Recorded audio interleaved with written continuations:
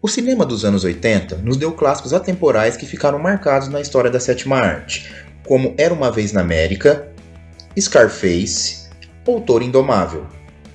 Mas além de seus clássicos adultos, em nenhuma outra década o cinema jovem se mostrou tão prolífico e influente, conhecidos principalmente por marcarem uma geração que os conheceram por assistirem na sessão da tarde, tendo como marcas importantes a ficção científica, a fantasia e a comédia. Com isso, selecionamos 3 filmes desse incrível período. Aqui é o Bruno, e nós somos do Clube dos 3.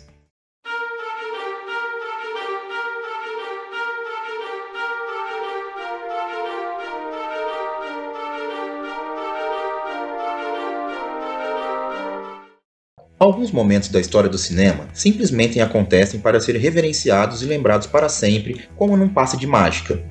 Um desses exemplos, sem dúvida alguma, é o clássico E.T., o Extraterrestre, de 1982, dirigido pelo não menos fundamental Steven Spielberg. O personagem Elliot, interpretado pelo garoto Henry Thomas, é uma criança curiosa que vive tranquilamente em uma região suburbana dos Estados Unidos, como qualquer outro jovem normal de sua idade. Porém, seus pais estão em processo de separação. Mas certo dia, esses ares tranquilos mudam com um acontecimento muito estranho. Elliot percebe no fundo de sua casa um ser misterioso que brinca com ele jogando de volta uma bolinha. É a senha que ele precisava para ganhar confiança e ir verificar de que se tratava. O que ele encontra é algo surpreendente. Um jovem extraterrestre foi esquecido na Terra por sua família, e superando todos os prognósticos mais prováveis, começa ali naquele momento uma grande relação de amizade e de proteção. Elliot imediatamente se sente responsável pelaquela simpática criatura, criando uma sinergia única, especial e mágica. E com a pureza que cabe a essas duas figuras, eles se aventuram causando confusões pela própria casa e pela cidade. Situação acentuada por se tratar do dia de Halloween, mas nada que um bom disfarce não resolveria. Sempre na companhia de sua irmã Gertie, interpretada pela jovem atriz Drew Barrymore, então com apenas 7 anos de idade, e seu irmão mais velho Michael. Como não poderia deixar de ser, as aventuras de Elliot e o ET não seriam tão simples assim, pois a presença dele aqui na Terra é conhecida, e sua captura faz parte do plano para a realização de estudos, e seguir os seus rastros se torna uma verdadeira obsessão. Uma obra tão importante como ET ou Extraterrestre é sempre marcada por cenas icônicas que ficam no imaginário popular. Não há como não se impressionar com a cena do voo da bicicleta passando pela Lua, o dedo indicador do ET aceso e de encontro ao dedo de Elliot, e o extraterrestre clamando por contato com sua família em sua casa pelo telefone. Mas há fatores preponderantes que unem todas essas cenas e personagens à narrativa de aventura e emoção. A primeira é a trilha sonora de John Williams, uma das mais conhecidas e bonitas trilhas do compositor. A outra é a direção impecável de Steven Spielberg, que conseguiu a seu modo particular criar cenas divertidas e emocionantes com muita sensibilidade, o que não é fácil por se tratar de cenas com crianças e com o incrível boneco criado por Carlo Rambaldi, conceituado artista de efeitos especiais que já havia criado os efeitos mecânicos no filme Alien, o Oitavo Passageiro, de 1979. ET o Extraterrestre rendeu mais de 790 milhões de dólares em bilheteria, a maior da década, e recebeu 9 indicações ao Oscar, vencendo 5 em categorias técnicas. Mas o maior legado do filme certamente é o fato de quem o assistiu na sua infância jamais o esquecerá por sua magia, seus efeitos especiais marcantes e a história de amizade verdadeira que representa. Suas emoções na parte final garantem que estamos diante de um dos maiores clássicos infantis de todos os tempos, uma verdadeira aula de cinema de entretenimento. Quando se junta algum dos nomes mais divertidos da comédia de seu tempo em um filme de fantasia totalmente nonsense e sem nenhuma responsabilidade com convenções realistas, o resultado é o insano Os Caças-Fantasmas, de 1984, dirigido por Ivan Reitman. Após terem suas verbas cortadas na Universidade de Columbia, referente à pesquisa de fenômenos paranormais, 3 doutores de personalidades bem distintas se empolgam para abrir um negócio pouco convencional, mas que faria todo sentido em uma Nova York que começa a ser atormentada por estranhos fenômenos e potencial fantasmagórico.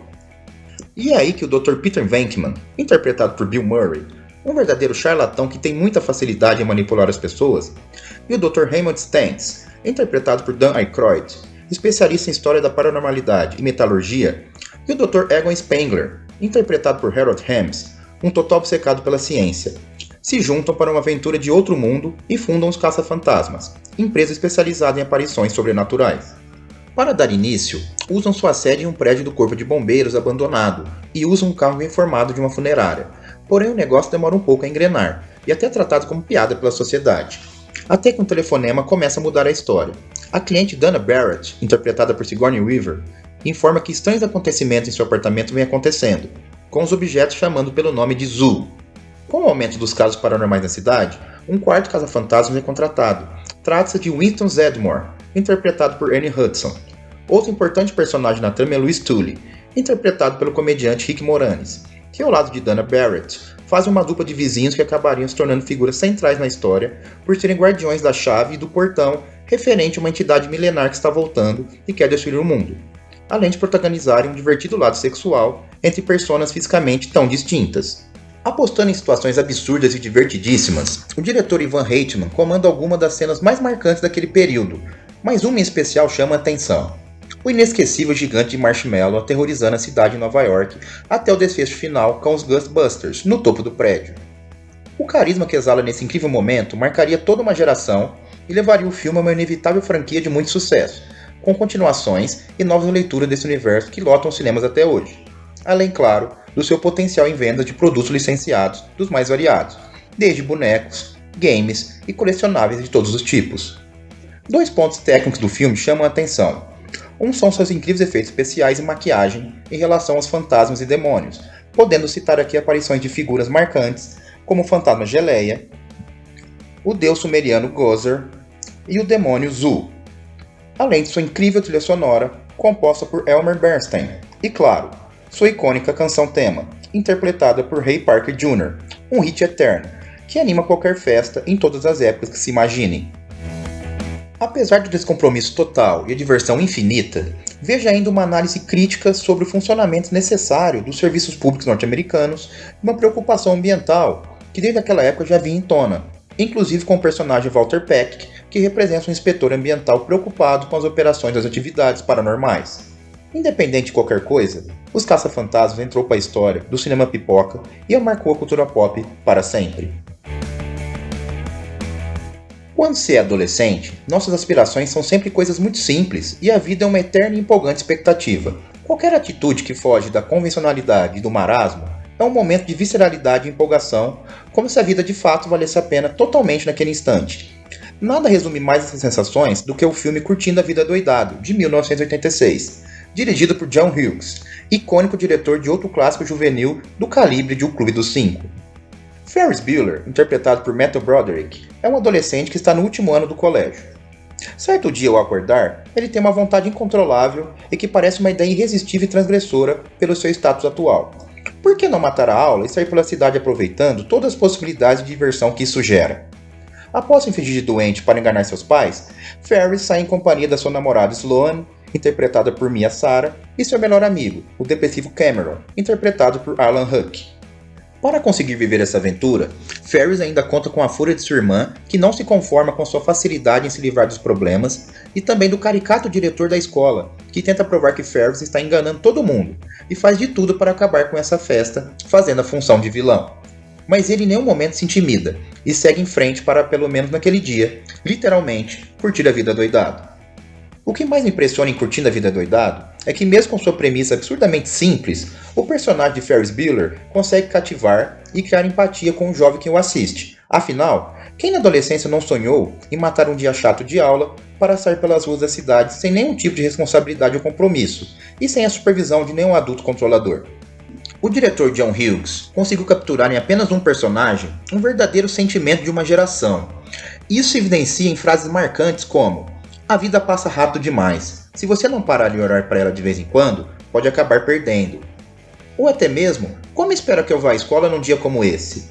Usando e abusando do recurso de quebrar a quarta parede, onde o personagem fala diretamente com o público. Inspiração clara no cinema do diretor Woody Allen, que já havia usado esse artifício em seu clássico Noivo Neurótico, Noiva Nervosa. Certamente uma das cenas mais icônicas e impressionantes do filme, inclusive a minha cena favorita, o desfile ao som de Twist and Shout dos Beatles é uma das coisas mais divertidas já realizadas no cinema. É impossível não ficar morrendo de vontade de participar de toda aquela bagunça. Ela passa uma sensação de estar se vivendo plenamente, sem as amarras impostas por convenções sociais e chatices que inevitavelmente chegarão na vida adulta cheia de responsabilidades. Para finalizar, o próprio Ferris informando o espectador que o filme acabou é uma imagem que surpreende e marca.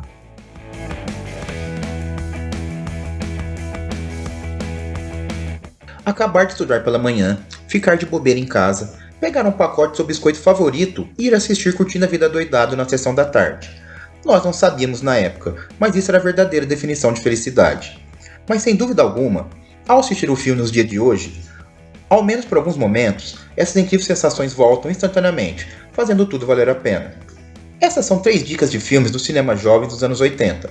Mas claro que caberiam aqui mais inúmeras obras devido à quantidade absurda de filmes desse perfil na década. Certamente voltaremos ao tema futuramente. Vocês podem comentar sobre esses filmes e deixar sugestões para os próximos vídeos. Se você curtiu nosso conteúdo, deixe seu like, se inscreva no canal, compartilhe com seus amigos e ative o sininho para receber nossos próximos vídeos.